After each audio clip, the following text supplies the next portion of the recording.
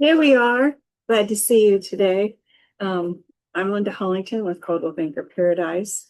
And maybe you have heard, I'm finding out a lot of people have not heard about this, but possibly you have heard about the capital gains when you sell your house.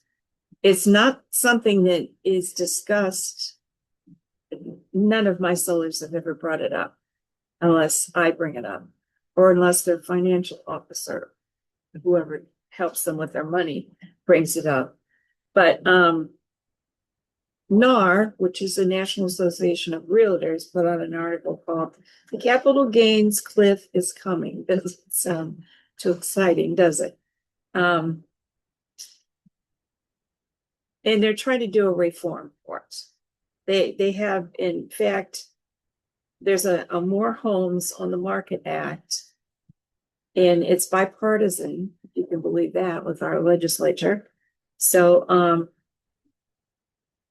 it's going to double the capital gains exclusion. Okay, if you're one person, you own a house, you sell it. It used to be 250,000. You get they want to double it to 500,000. If it's a married couple, it was 500,000, and they're going to double it to $1 million. And then anything over that, you have to pay capital gains on. But right now, it's lower than that.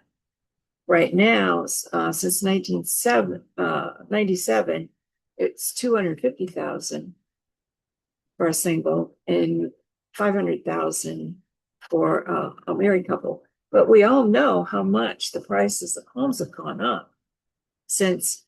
I looked at one yesterday for a seller, and they bought the property. I can't remember the year they bought it, but they bought the lot for $40,000. And now the home, with the home on it and everything that's on it, it's close to $1 million. And that's definitely going to be a capital gains fall. But they should have receipts and proof of all that they've done there to that property. And that's another important thing you need to remember in doing that. But capital gains, the exclusion is something that is not normally talked about in like it should be until now. Now it's being talked about everywhere.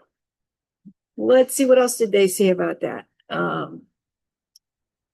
That homeowners are facing a looming penalty tax since it's capped. The housing market is locking up in inventory too, because they don't want to sell because they don't have to pay those tax. And it's discouraging mobility, and it's just not working too good. Here's some stats. 34% of the homeowners today, that's 29 million, could already exceed the 250,000 and the 500,000. It says 10% have potentially gains above the 500,000.